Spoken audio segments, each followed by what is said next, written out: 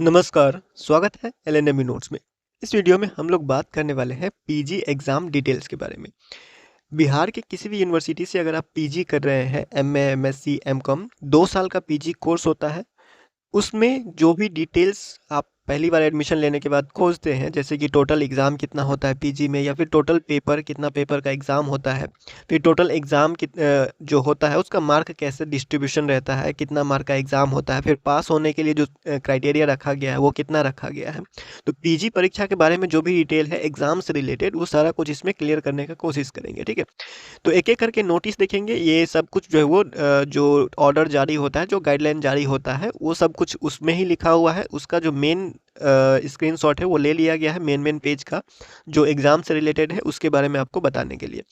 तो शुरू करते हैं। सबसे पहले यहाँ पे देखिए, अगर आप देखते हैं तो 2 साल का जो कोर्स होता है पीजी, उसमें आपको 4 सेमेस्टर जो है वो देना पड़ता है, ठीक है। टोटल जो एमए, एमएससी और एमकॉम होता है वो 2 साल का कोर्स होता है। बिहार में किसी भी यूनिवर्सिटी से, जैसे ललित नारायण मिथिला यूनिवर्सिटी दरभंगा, एलएनएमयू दरभंगा, या फिर बिहार यूनिवर्सिटी बीआरएबीयू मुजफ्फरपुर हो गया। कोई भी यूनिवर्सिटी है, तो बिहार में जो सीबीसीएस सिस्टम लागू हुआ था वो सभी यूनिवर्सिटी के अंडर जो है वो अप्लाई हो चुका था। मतलब एक साथ जो है वो सब जगह ये सिलेबस और जो सिस्टम है वो सब कुछ लागू हो गया था।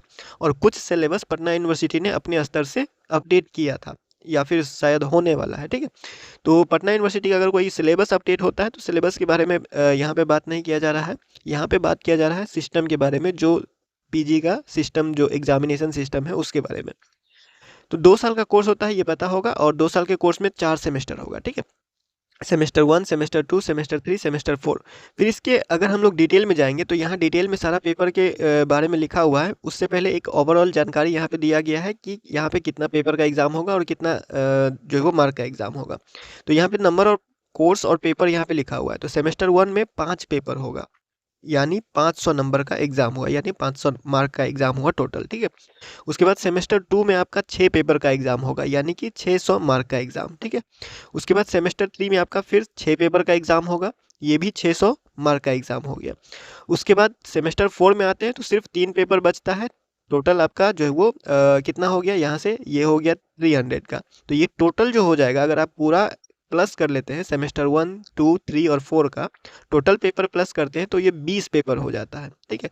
5 पेपर ये, और 6 पेपर, और 6 पेपर, और 3 पेपर ये, ठीक है। तो ये टोटल पेपर जो हो जाएगा वो हो जाएगा आपको 20 पेपर।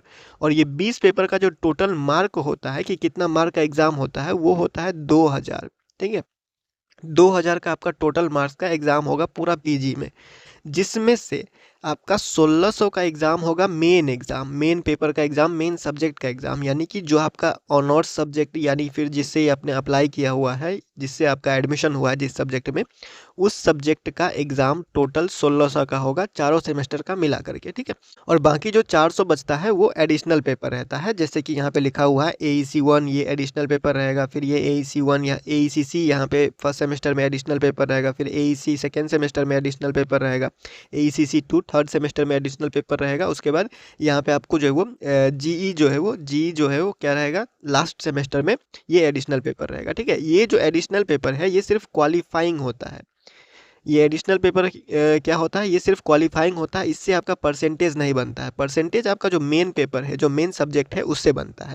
अगर हम यहाँ पे डिटेल आते हैं तो डिटेल में यहाँ पे लिखा हुआ है, और यहाँ पे एमए लिखा हुआ है, इसका मतलब ये नहीं है कि एमएससी और एमकॉम के लिए नहीं है। नियम वगैरह सबके लिए जो है वो बराबर है, बस आपका सब्जेक्ट का सिलेबस वगैरह अलग हो सकता है, ठीक है। तो यहाँ पे देखिए CC1, CC2, CC3 यहाँ पे सेमेस्टर 1 के लिए लिखा हुआ है। सेमेस्टर 1, सेमेस्टर 2, सेमेस्टर 3, सेमेस्टर 4 सबका यहाँ पे लिखा हुआ है। तो यहाँ से शुरू होता है, सेमेस्टर 1 से CC1 शुरू होता है। CC1 जो है वो आपका मेन सब्जेक्ट ही रहेगा। फिर CC2 भी main subject, CC3 main subject, ठीक है। उसके बाद यहाँ पे CC4 ये भी आपका मेन सब्जेक्ट रहेगा, और AECC ये आपका एडिशनल हो जाता है। फिर सेमेस्टर 2 में आते हैं तो 6 पेपर जैसे आपको बताया गया, CC5, 6, 7, 8, 9 ये आपका मेन सब्जेक्ट हो जाएगा। उसके बाद AEC1 ये आपका एडिशनल पेपर हो जाएगा, ठीक है। तो इसी तरह से यहाँ पे आपको पेपर के बारे में बता ही दिया गया है। सीसी करके चलते रहेगा थर्ड सेमेस्टर तक, और लास्ट सेमेस्टर में आपका EC1 हो जाएगा, EC2 हो जाएगा। जो आपका मेन पेपर रहेगा उसका जो कोड होगा वो बदल जाएगा EC1, EC2 में, ठीक है। सब्जेक्ट का नाम वो सिलेबस के हिसाब से डिपेंड करता है, किसी का physics, chemistry, botany, zoology, history, political science जो रहेगा उसके हिसाब से यहाँ पे ये एक जनरल जानकारी है, ये ओवरऑल जानकारी है, ठीक है। अब यहाँ पे जैसे कि सेमेस्टर 1 में आते हैं, तो सेमेस्टर 1 का जो एग्ज़ाम होगा मार्क CC1 जो पहला पेपर होगा, यानी हर एक पेपर के बारे में बात किया जा रहा है, एक पेपर का एग्जाम्पल लेके। यहाँ पे एक पेपर का एग्जाम टोटल मार्क कितना हुआ, 100 मार्क, ठीक है। 100 मार्क जो है वो 2 भाग में बटा हुआ है, 100 मार्क आपको जो है वो 2 भाग में बटा हुआ है। ये है 1 मार्क आपका CIA, जो कि कॉलेज में इंटरनल एग्जाम लिया जाता है, continuous internal assessment. CIA exam 30 number का होता है। फिर आपका जो 70 नंबर का एग्जाम होता है वो होता है ESE, यानी एंड सेमेस्टर एग्जाम, जो कि एक्सटर्नल एग्जाम के नाम से भी आप बोलते हैं, ठीक है। या फिर आप उसको सेमेस्टर का फाइनल एग्जाम भी बोल सकते हैं, क्योंकि ये एंड सेमेस्टर एग्जाम है, ठीक है। तो ये हो गया आप लोगों का 100 नंबर का जो एग्ज़ाम है टोटल, मतलब कि एक पेपर का 100 नंबर होता है, और वो 100 नंबर 2 भाग में बटा हुआ है। एक भाग कॉलेज लेगा और एक भाग यूनिवर्सिटी की तरफ से क्वेश्चन पेपर बना करके आपको जो है वो सेंटर पे भेज करके एडमिट कार्ड वो सारा कुछ जारी होता है और एग्ज़ाम आपसे लिया जाता है, ठीक है। तो हर पेपर का एग्ज़ाम 30 नंबर का कॉलेज में होगा, और हर पेपर का एग्ज़ाम 70 नंबर का यूनिवर्सिटी के द्वारा लिया जाएगा, जो एग्ज़ाम सेंटर वगैरह है उस पे आपको भेज करके, ठीक है। तो ये हो गया हर पेपर के लिए, हर एक एग्ज़ाम के लिए। अगर आप देखेंगे तो यहाँ पे सब में जो है वो 30 और 70 करके लिखा हुआ है, लेकिन एक बात यहाँ पे ध्यान रखिएगा, यहाँ पे जब फर्स्ट सेमेस्टर के बारे में बात करते हैं तो फर्स्ट सेमेस्टर में जो AEC पेपर होगा वो 50 नंबर का कॉलेज में होगा और 50 नंबर का यूनिवर्सिटी वाला होगा, यानी एक्सटर्नल एग्जाम होगा, ठीक है। फर्स्ट सेमेस्टर में जो AECC पेपर होगा, जो एडिशनल पेपर होगा, वो 50 नंबर का कॉलेज में और 50 नंबर का यूनिवर्सिटी वाला होगा, ठीक है। सब जगह वैसे ही लिखा हुआ है। और यहाँ पे फिर जब सेमेस्टर 2 में आते हैं तो सेमेस्टर 2 में देखिए AEC पेपर 50 नंबर का कॉलेज में और 50 नंबर का यूनिवर्सिटी वाला, ठीक है। एक्सटर्नल एग्जाम जब भी यूनिवर्सिटी वाला कहा जा रहा है तो एक्सटर्नल, और कॉलेज वाला कहा जा रहा है तो इंटरनल। फिर यहाँ पे आते हैं सेमेस्टर 3 में, तो सेमेस्टर 3 में AECC 2 लिया जाएगा, वो भी 50 नंबर का क्या हो गया, कॉलेज वाला इंटरनल, और 50 नंबर का एक्सटर्नल, ठीक है। उसके बाद लास्ट में आते हैं तो GE पेपर जो होगा, एडिशनल पेपर, जो कि ह्यूमन राइट्स जनरली सब्जेक्ट दिया जाता है सबको, उसमें लेकिन 30 नंबर का हो जाएगा इंटरनल और 70 नंबर का हो जाएगा आप लोगों का क्या, एक्सटर्नल, ठीक है।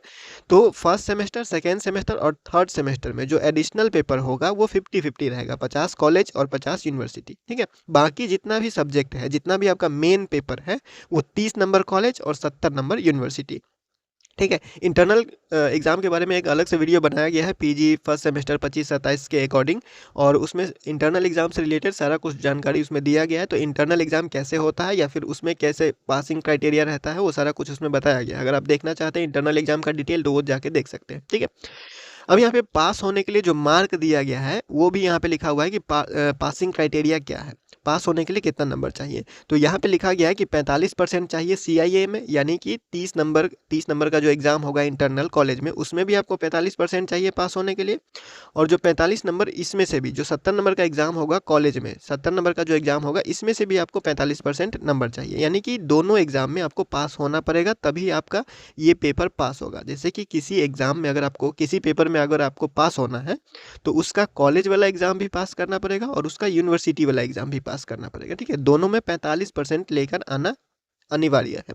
अब 45% इसका निकालेंगे तो होता कितना है, तो 30 नंबर का जो है वो 45% 13.5 नंबर होता है, यानी कि 13.5, 13.5 नंबर 13.5 जो है वो ये इतना मार्क्स हो जाएगा। कॉलेज में जो भी एग्ज़ाम होगा 30 नंबर का, उसमें 13.5 लेकर आपको आना होगा। 30 नंबर का 45% ये होता है। 50 नंबर का 45% आप निकाल सकते हैं।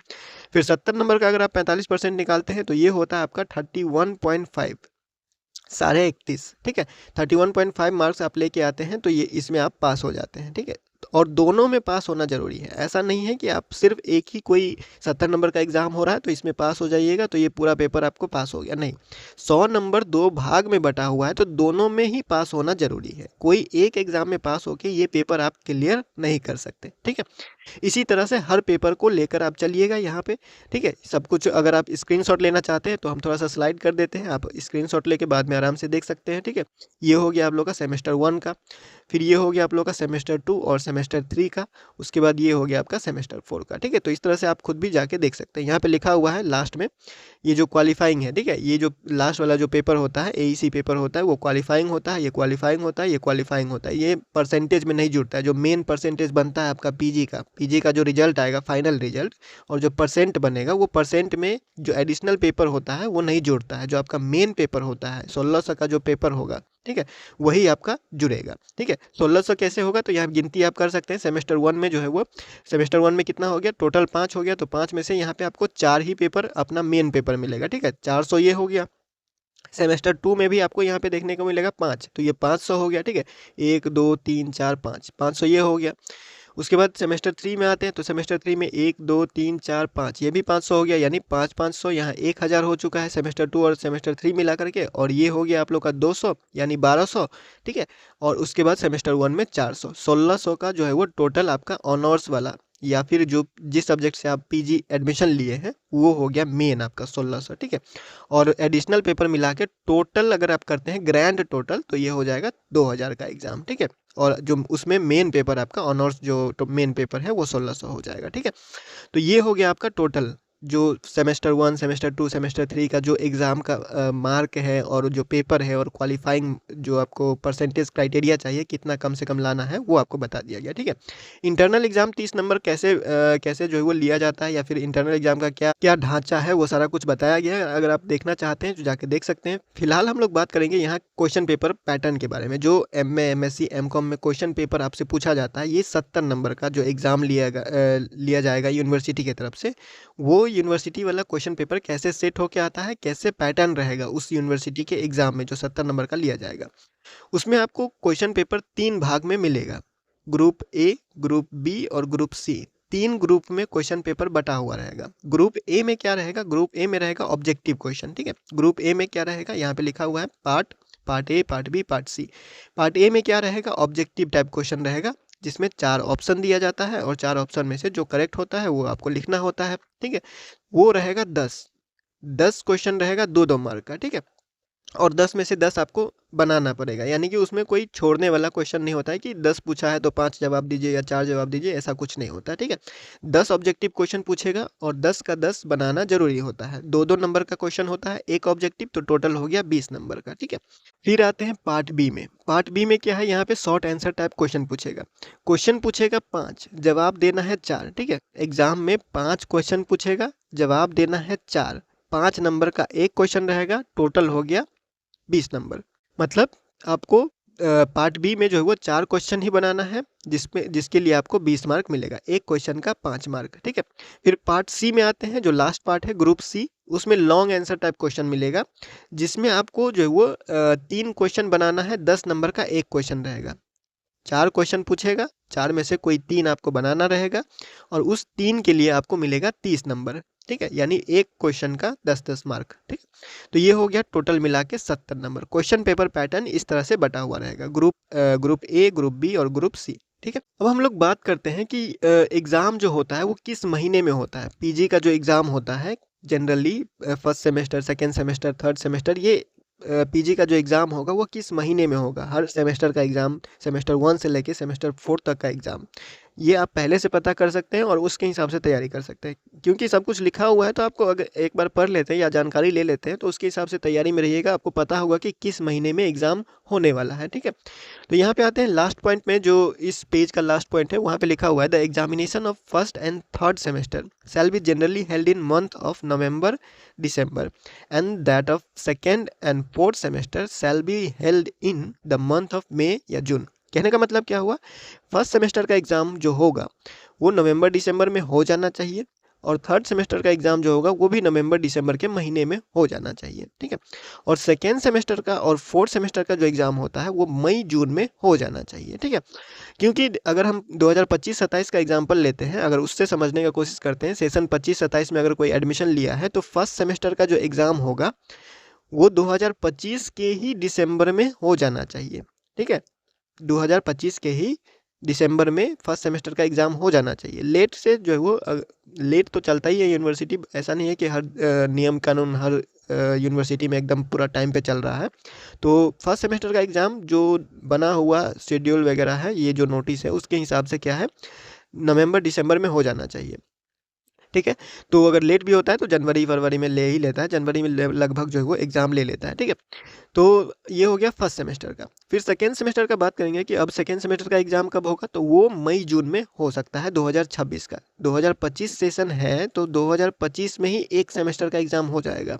ठीक है, और सेकेंड सेमेस्टर का जब एग्ज़ाम के बारे में बात करेंगे तो सेकेंड सेमेस्टर का एग्ज़ाम 2026 के मई जून में हो जाना चाहिए, मई जून में एग्ज़ाम हो जाना चाहिए। ठीक है, फिर थर्ड सेमेस्टर की बात करेंगे तो थर्ड सेमेस्टर आपका 2026 के दिसंबर तक हो जाना चाहिए। थर्ड सेमेस्टर 2026 के दिसंबर तक हो जाना चाहिए और 2027 में मई जून में आपका फोर्थ सेमेस्टर हो जाना चाहिए, यानी आपका जून जुलाई तक सेशन क्लियर हो जाना चाहिए 2027 का, क्योंकि 2027 तक, क्योंकि सेशन 25 से 27 है। ठीक है, तो इस तरह से आप समझ सकते हैं कि आपका फर्स्ट सेमेस्टर का एग्ज़ाम अगर जनवरी में हो रहा है या फिर दिसंबर में हो रहा है तो सेकेंड सेमेस्टर का एग्ज़ाम कब होगा, मई या फिर जून में। ठीक है, तो लेट वगैरह जो भी रहेगा वो यूनिवर्सिटी के ऊपर डिपेंड करता है। बहुत यूनिवर्सिटी टाइम पे भी ले लेता है, बहुत नहीं भी लेता है। ठीक है, अब आते हैं पास का जो क्राइटेरिया रखा गया है फर्स्ट सेमेस्टर में, सेकेंड सेमेस्टर में, थर्ड सेमेस्टर में, फोर्थ सेमेस्टर में। कोई फर्स्ट सेमेस्टर में फेल हो जाता है तो फिर आगे जाएगा या फिर नहीं जाएगा, सेकेंड सेमेस्टर में फेल हो जाता है तो कैसे उसको एग्ज़ाम देना होगा, थर्ड सेमेस्टर में कितना पेपर में पास होना है या फिर कम से कम कितना पेपर आप पास होते हैं तो उस आपको आगे वाले सेमेस्टर में जाने दिया जाता है। ठीक है, तो यहाँ पे सारा कुछ लिखा हुआ है। पहले पॉइंट पे आते हैं। पहला पॉइंट क्या लिखा हुआ है, from semester 1 to semester 2 a candidate has to pass in at least 3 papers in semester 1 examination. मतलब कहने का ये है कि अगर आपको सेमेस्टर 1 से, फर्स्ट सेमेस्टर से सेकेंड सेमेस्टर में जाना है तो या तो आप पूरा पेपर पास रहिए, ठीक है, या कम से कम 3 पेपर पास रहिए। 5 पेपर का एग्ज़ाम हुआ, 500 का एग्ज़ाम हुआ 5 पेपर का, 5 में से कम अगर आप 3 पेपर को भी पास कर लेते हैं तो दूसरे सेमेस्टर में आपका एडमिशन होगा, दूसरे सेमेस्टर में आप एग्ज़ाम दे पाएंगे। ठीक है, फर्स्ट सेमेस्टर से सेकेंड सेमेस्टर में जाने के लिए। अब मान लीजिए कोई 4 पेपर में पास है तो वो भी जा सकते हैं, 3 पेपर में पास है तो वो भी सेकेंड सेमेस्टर में जा सकते हैं। लेकिन आप 3 पेपर से कम में पास है, 2 पेपर में ही पास है, 3 पेपर में फेल हो गए, पास नहीं हो पाए, तो आपको अगले सेमेस्टर का एग्ज़ाम देने नहीं दिया जाएगा। ठीक है, अब यहाँ पे आते हैं सेमेस्टर 3 से सेमेस्टर 4 में जाने के लिए। ठीक है, सॉरी, सेमेस्टर 2 से सेमेस्टर 3 में जाने के लिए। तो सेमेस्टर 2, अगर आप सेमेस्टर 2 यहाँ पे लिखा हुआ है 3 पेपर पास है और सेमेस्टर 1 3 पेपर पास है, मतलब कि सेमेस्टर 1 में और सेमेस्टर 2 में 3-3 पेपर, दोनों में कम से कम 3 पेपर अगर आप पास हैं तो सेमेस्टर 3 में आप जा सकते हैं, सेमेस्टर 3 का एग्ज़ाम दे सकते हैं। ठीक है, अगर दोनों सेमेस्टर में से किसी एक सेमेस्टर में फेल हो गए, मान लीजिए फर्स्ट सेमेस्टर में आप फेल हो गए तो आप दूसरे सेमेस्टर में नहीं जा सकते, सेकेंड सेमेस्टर में भी फेल हो गए तो थर्ड सेमेस्टर में आप नहीं जा सकते। मतलब कहने का मतलब है कि आप एग्ज़ाम नहीं दे सकते अगले सेमेस्टर का। फेल वाले कैंडिडेट अगले सेमेस्टर का एग्ज़ाम नहीं देते हैं। एग्ज़ाम सिर्फ 2 ही कैंडिडेट आगे सेमेस्टर में जाते हैं, वो है पास वाले और प्रमोटेड वाले। ठीक है, अगर आप 3 सब्जेक्ट में पास हैं तो आपका रिजल्ट प्रमोटेड रहेगा, अगर आप सब सब्जेक्ट में पास हैं तो आपका रिजल्ट पास रहेगा। तो रिजल्ट जिसका पास है वही आगे सेमेस्टर में जाता है, एग्ज़ाम देता है, और रिजल्ट जिसका फेल है वो नहीं देता है। जो रिजल्ट प्रमोटेड है वो लोग ही आगे जाके सेमेस्टर में एग्ज़ाम देता है। ठीक है, तो इस बात का ध्यान रखिएगा। फिर सेमेस्टर 4 के बारे में बात करेंगे। सेमेस्टर 3 से अगर आपको सेमेस्टर 4 में जाना है तो फिर क्या कंडीशन रखा गया है, रखा गया है कि यहाँ पे फर्स्ट सेमेस्टर का पूरा पेपर क्लियर होना चाहिए। सेमेस्टर 4 में अगर आपको एग्ज़ाम देना है तो फर्स्ट सेमेस्टर का पूरा पेपर क्लियर होना चाहिए। ये कंडीशन में जो है वो मस्ट है, यहाँ पे लिखा हुआ है। ठीक है, फिर एटलीस्ट 3 पेपर जो है वो आपको पास होना है सेमेस्टर 2 का और 3 पेपर सेमेस्टर 3 का। ठीक है, फोर्थ सेमेस्टर में जाना है तो सेमेस्टर 2 का 3 पेपर कम से कम पास होना चाहिए, फिर सेमेस्टर 3 का 3 पेपर कम से कम पास होना चाहिए, लेकिन सेमेस्टर 1 पूरा क्लियर होना चाहिए। ठीक है, सेमेस्टर 4 में यहाँ पे आपको कहा जा रहा है कि सारा पेपर जब तक आप क्लियर नहीं करेंगे तब तक आपको डिग्री नहीं दिया जाएगा। ठीक है, सेमेस्टर 4 का फाइनल रिजल्ट जब आएगा तो आपको रिजल्ट का सर्टिफिकेट, रिजल्ट से बाद में डिग्री, ये सब जो आपको लेना होगा। तो सेमेस्टर 4 में पूरा पेपर जो 20 पेपर है, 20 मतलब कि 2000 का जो एग्ज़ाम हुआ है उस सब पेपर में आपको पास होना पड़ेगा। पूरा कॉलेज का एग्ज़ाम, पूरा यूनिवर्सिटी का एग्ज़ाम जो भी लिया गया, जितना पेपर एग्ज़ाम लिया गया, जब तक आप पूरा पास नहीं होंगे तब तक आपको डिग्री नहीं दिया जाएगा। ये तो स्वाभाविक है, ठीक है। तो कोशिश किया गया है आपको पीजी एग्ज़ाम से रिलेटेड सारा कुछ समझाने का। एग्ज़ाम का जो पैटर्न है क्वेश्चन पेपर का कैसे रहेगा, या फिर एग्ज़ाम में टोटल कितना पेपर का एग्ज़ाम होता है, कितना बार एग्ज़ाम होता है, तो सब कुछ यहाँ पे समझाने का कोशिश किया गया है। अगर आपको और कोई डाउट होता है पीजी एग्ज़ाम से रिलेटेड तो आप पूछ सकते हैं। यहाँ पे सारा कुछ लिखा हुआ है, वैसे आप स्क्रीनशॉट ले लिए होंगे, ठीक है। फिलहाल इस वीडियो में इतना ही। मिलते हैं अगले वीडियो में अगले अपडेट के साथ LNMU नोट्स के यूट्यूब चैनल पे।